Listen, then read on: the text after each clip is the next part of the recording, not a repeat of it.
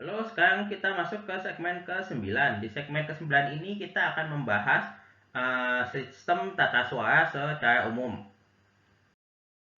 Jadi sistem tata suara adalah sebuah sistem yang digunakan untuk meningkatkan energi dari suara. Seperti istilah yang digunakan biasanya adalah sound system, atau istilah yang lebih tepat adalah sound reinforcement system, di mana di situ ada kata-kata reinforcement yang berfungsi untuk membantu suara supaya terdengar lebih jelas.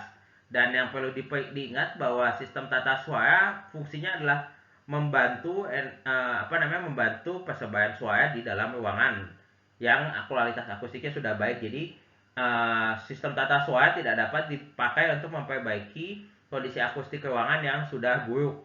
Akan tetapi kalau kita memiliki sebuah ruangan dengan kondisi akustik yang baik, maka sistem tata suara dapat bekerja dengan optimal di dalamnya.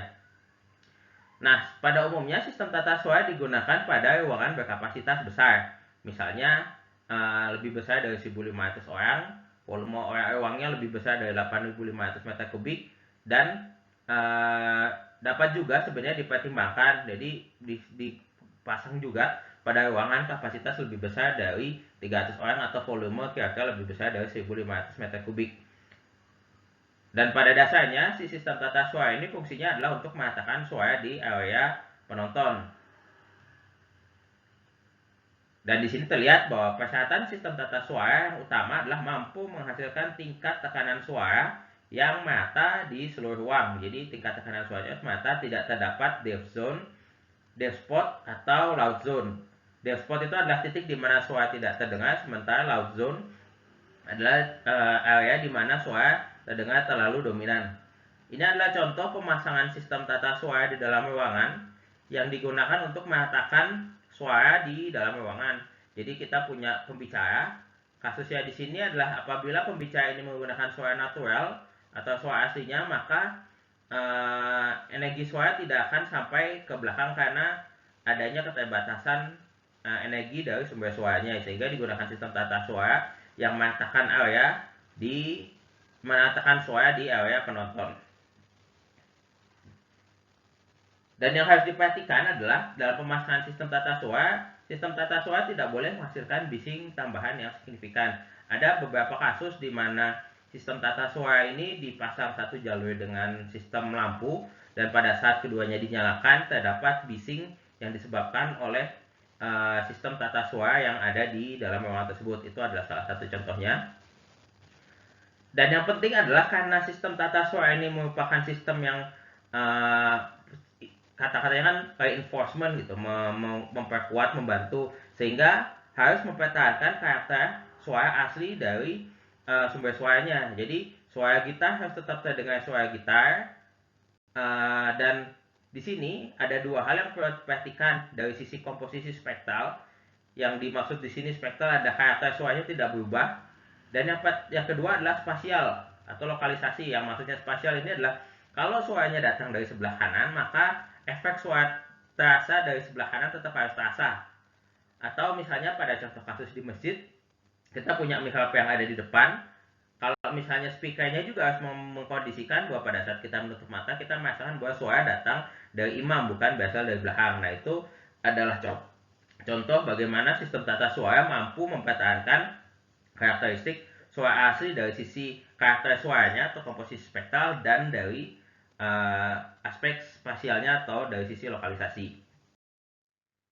Secara umum, sistem tata suara terdiri dari berbagai komponen. Yang pertama adalah mikrofon, yang kedua adalah amplifier atau penguat suara, yang ketiga adalah loudspeaker. Dan secara umum ini dihubungkan dengan kabel atau melalui transmisi dari pemancar atau penerima frekuensi radio. Ini adalah sistem tata suara yang paling sederhana. Jadi komponennya tiga. Ada mikrofon, tipe mikrofon ada macam-macam. Lalu ada bagian di sini, ini sebenarnya penguat sinyal. Penguat sinyal ini, atau kita bisa sebut sebenarnya sebagai penguat di sinyal. Ada alatnya, ada yang disebut dengan amplifier, ada misalnya mixer, ada amplifier, ada equalizer, dan lain-lain. Nah, ini pada dasarnya adalah pengkondisi sinyal. Lalu sinyal tersebut dikeluarkan oleh sistem pelantang suara atau disebut dengan loudspeaker. Nah, kita pertama akan membahas tentang mikrofon secara sederhana, nanti akan ada segmennya khusus. Jadi mikrofon adalah suatu transducer atau sensor yang mengubah energi akustik gelombang suara menjadi sinyal elektrik. Jenis mikrofon tergantung pada kebutuhan, karakter suara yang dicuplik, serta spesifikasi sistem tata suara. Jadi mikrofon memiliki banyak tipe, misalnya dari sisi fungsinya ada handheld, ada yang tipenya seperti mikrofon podium atau mikrofon wireless, atau dari sisi cara menangkap suaranya, misalnya ada tipe pita, ada tipe kondensor, ada tipe dinamik. Lalu dari sisi pola penangkapan suaranya ada omnidirectional, ada cardioid, dan yang lain-lain. Nanti ada mata kuliah khusus terkait dengan ini, sistem tata suara, tapi di sini hanya ingin dikenalkan sedikit tentang mikrofon. Karakteristik yang perlu diperhatikan yang pertama adalah prinsip kerja mikrofon. Jadi prinsip kerja mikrofon ini akan mempengaruhi sensitivitas dari mikrofon. Misalnya mikrofon kondensor akan lebih sensitif dibandingkan dengan mikrofon dinamik. Dan fungsinya juga berbeda, ada kekurangan dari prinsip penangkapan suara yang berbeda.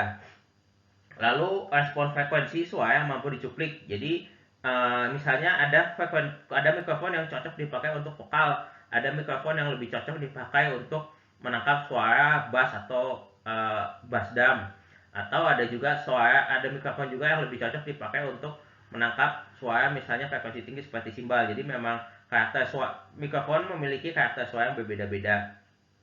Sudut atau arah pencuplikan. Jadi mikrofon memiliki kemampuan menangkap suara dari arah yang berbeda-beda. Misalnya untuk vokal lebih cocok digunakan mikrofon yang menangkap suara dari arah depan. Tapi misalnya untuk paduan suara di mana areanya lebar, kita membutuhkan suara yang mampu menangkap suara di area yang lebih lebar. Lalu keluaran sinyal elektrik yang dihasilkan. Jadi sinyal mikrofon ini memiliki keluaran sinyal elektrik yang bisa berbeda-beda berdasarkan spesifikasinya. Jadi bisa saja yang satu lebih sensitif dibandingkan dengan yang lain. Jadi ini juga harus diperhatikan. Lalu yang terakhir adalah bentuk fisik, karena bentuk fisik ini mempengaruhi bagaimana mikrofon itu digunakan, apakah dipegang, apakah dengan kabel, ataukah dengan wireless, dan semuanya punya karakteristik masing-masing. Itu tadi pengantar terkait dengan sistem tata suara. Nanti kita akan masuk lebih detail di segmen selanjutnya terkait dengan mikrofon. Terima kasih atas perhatiannya. Sampai jumpa lagi.